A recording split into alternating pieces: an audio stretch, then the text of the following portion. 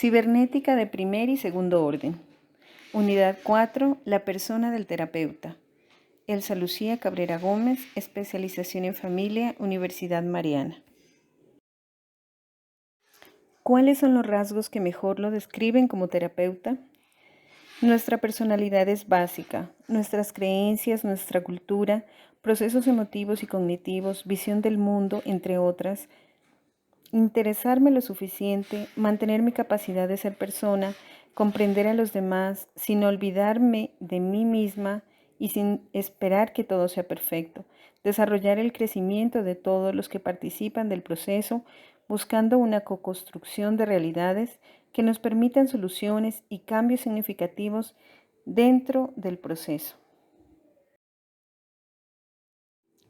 Limitaciones. ¿Qué limitación suya considera que perciben fácilmente los otros?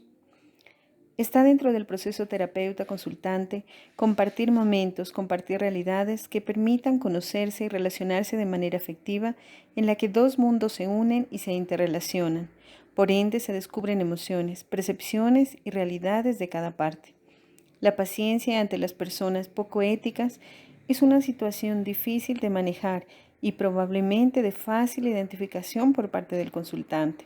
Limitación que, si bien puede construir al justificar su significado, también puede dar lugar a interpretaciones de juzgamiento hacia él o hacia los consultantes.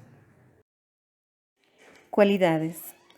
¿Qué cree que es lo que más les agrada a los demás de usted?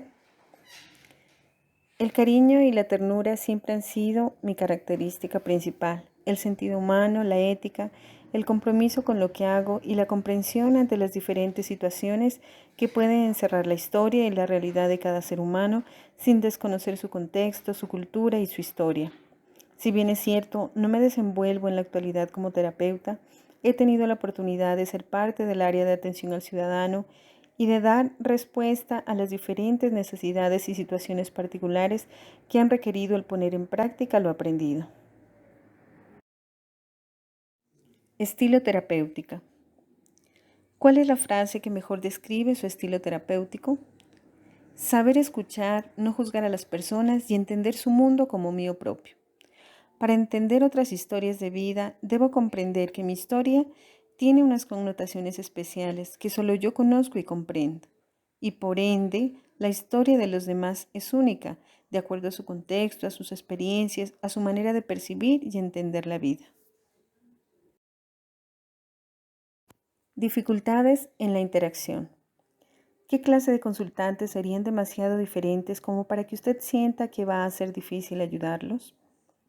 Me sería difícil atender a las personas que son causantes de maltrato familiar, aunque entiendo que vienen de un proceso circular en el que no solo han sido victimarios, sino también víctimas, y que como terapeuta no puedo tener discriminación. Puedo no estar de acuerdo con ello, pero se debe respetar su propia realidad, buscando la empatía necesaria para construir y generar cambios significativos. ¿Qué rasgos admira en su terapeuta preferido?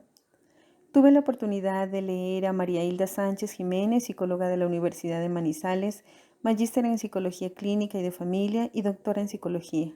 Admiro su profundo conocimiento y estudio en el área de la terapia sistemática y el construccionismo, sus aportes en el tema de recursos sociolingüísticos que han permitido aprovecharlos como estrategias para resolver las situaciones críticas, transformándolas en cambios significativos y en oportunidades.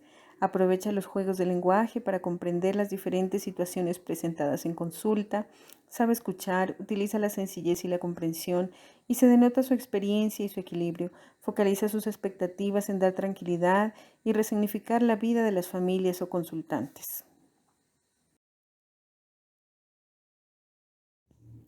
Estilo terapéutico de María Hilda Sánchez. Traducido en una mirada sistémica a través de los códigos sociolingüísticos, buscando la comprensión de las familias desde sus interacciones sociales. Es importante resaltar sus investigaciones sobre la comunicación y las transformaciones que surgen a través de ella y a partir de un lenguaje que construye y que transforma, juegos de lenguaje. entendido no solo como un lenguaje de palabras, sino de comportamientos verbales y no verbales, que transmiten experiencias y vivencias enriquecedoras, que sirven como insumo para construir esos cambios requeridos y por ende lograr la liberación del consultante o de la familia de aquellas cosas o situaciones que los perturban. Proceso de construcción. ¿Cómo ha sido el proceso de construcción de su estilo terapéutica? María Hilda basó sus estudios en la articulación de tres epistemologías: la sistémica, el construccionismo social y la filosofía del lenguaje, cuyas técnicas centrales fueron la observación y la entrevista.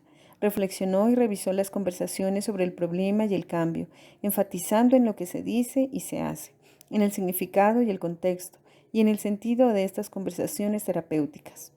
Al tener presente los códigos sociolingüísticos y su co-construcción dentro de la terapia, donde los consultantes perciben nuevas experiencias a través del diálogo con el terapeuta y con los demás miembros de la familia, aprovechando estas interacciones para conocer, para construir y reconocer los recursos de cada persona, de cada familia, y así lograr identificar qué es lo que los está afectando y sobre qué cambios debe trabajar la familia. El terapeuta y el cuidado del sí. ¿Cómo asocia la persona del terapeuta con el cuidado del sí? El terapeuta en su papel debe comprender que para poder atender a los consultantes, primero deberá dominarse a sí mismo, revisar su propio actuar, adquirir destreza en el manejo de sus emociones, poner en orden su moral, ser moderado, entendiendo que esta moderación nos conduce a la sabiduría. Un terapeuta requiere de templanza y de poseer virtudes, a las cuales puede llegar mediante un trabajo permanente. La honestidad por parte del terapeuta, traducida en función de los demás, es una virtud con la que no todos nacen, pero a la cual pueden llegar mediante el esfuerzo, teniendo criterio para escoger entre lo bueno y lo malo, para discernir a través de lo que se considera justo para sí mismo y para los demás. Cuidar de mí misma para cuidar a los demás. ¿Cómo explica la afirmación que cuidar de sí es cuidar de los otros y cuidar de los otros es cuidar de sí? Si primeramente revisamos nuestros pensamientos, nuestro proceder, si buscamos sabiduría entendida como el dominio de sí a través de la meditación, si actuamos con ética y rectitud, bajo los principios de honestidad y rectitud, podremos caminar hacia el control de nuestras emociones, esto a partir de la razón y del cuidado de nosotros mismos y de los otros. Es necesario cultivar la propia existencia, buscar el dominio en sí mismo, adquirir destreza en el manejo de nuestras emociones y nuestros pensamientos para alcanzar la madurez suficiente que nos permita obrar de manera acertada en la importante tarea de atender de otros.